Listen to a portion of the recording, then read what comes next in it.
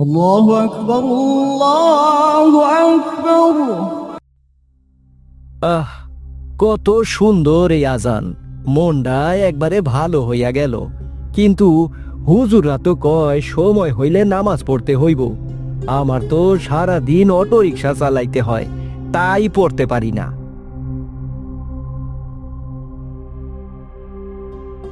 আসসালামু আলাইকুম আলী ভাই। ওয়ালাইকুম আসসালাম হুজুর, আপনার কাছেই তো যাইতাছিলাম। আমার কাছে কি ব্যাপার? হুজুর, আজান শুনলে মনের ভেতরটা খুব নরম হইয়া যায় এবং মনে অনেক শান্তি লাগে। কিন্তু কাজ ফালাই রাইখা নামাজে যাওয়াটা অনেক সময় কঠিন হইয়া পড়ে। নামাজ কি এতই জরুরি? খুব ভালো প্রশ্ন করেছেন আলী ভাই। নামাজ শুধু একটা ফরজ নয়, এটা হলো আমাদের প্রভুর সঙ্গে কথা বলার সুযোগ। আপনি কি জানেন, আজান আল্লাহর পক্ষ থেকে আমাদেরকে আমন্ত্রণ। হ্যাঁ, আজান হলো সেই ডাক, যে ডাকে আল্লাহ পাক আমাদেরকে বলেন, এসো সফলতার পথে।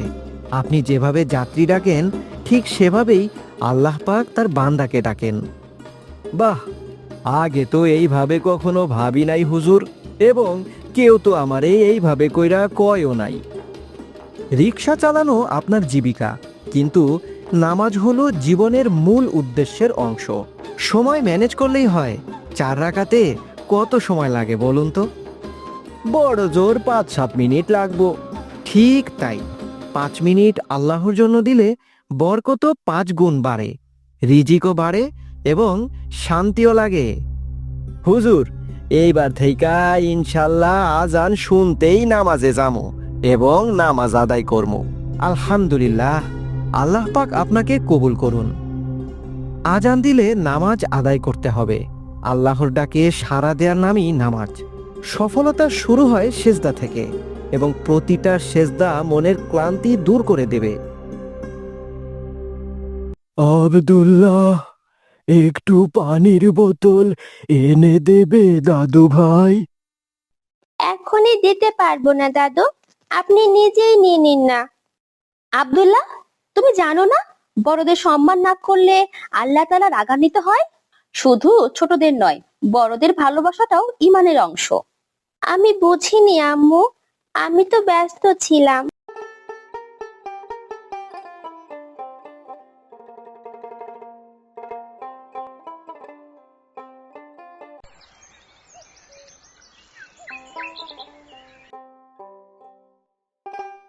আসসালামু আলাইকুম আব্দুল্লাহ। ওয়ালাইকুম আসসালাম হুজুর। আজ তোমাকে একটা হাদিস শোনাই আব্দুল্লাহ। যে ছোটদের স্নেহ করে না আর বড়দের সম্মান করে না, সে আমার উম্মত নয়। তিরমিজি শরীফ।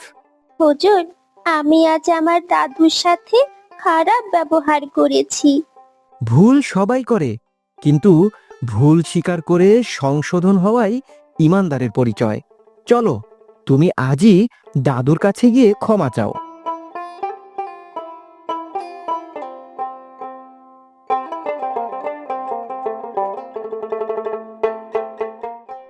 দাদু, আমি দুঃখিত, আপনাকে পানি না দিয়ে খারাপ ব্যবহার করেছি, আমাকে মাফ করে দিন। কাল তুমি দাদুর সাথে খারাপ ব্যবহার করেছিলে না? হ্যাঁ, আমি তাকে পানি দেইনি, কিন্তু এখন বুঝেছি, বড়দের সম্মান করলে তারা শুধু খুশি হয় না, বরং দোয়া করেন। দাদু আজ আমাকে জড়িয়ে ধরে দোয়া করেছেন। আব্দুল্লাহ, গতকাল তুমি স্কুলে গিয়েছিলে? হ্যাঁ আম্মু, গিয়েছিলাম।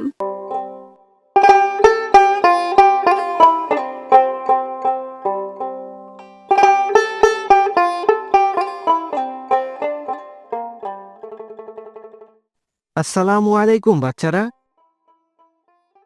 ওয়ালাইকুম আসসালাম হুজুর। একটা গল্প বলি, শোনো। এক গ্রামে ছিল এক কৃষক। তার ছিল এক ছেলে।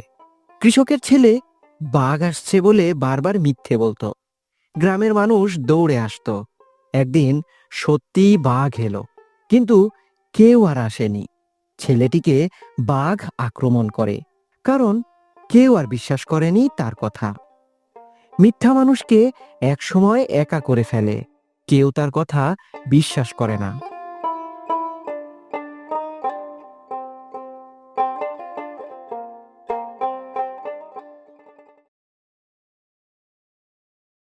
আম্মু, আমি আজ মিথ্যে বলেছিলাম, আমি স্কুলে যাইনি, ক্ষমা করে দিন।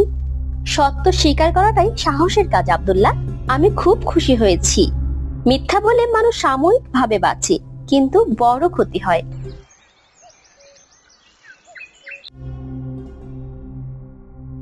স্যার, আমি আগের দিন স্কুলে আসিনি, কিন্তু বাসায় মিথ্যা বলেছিলাম।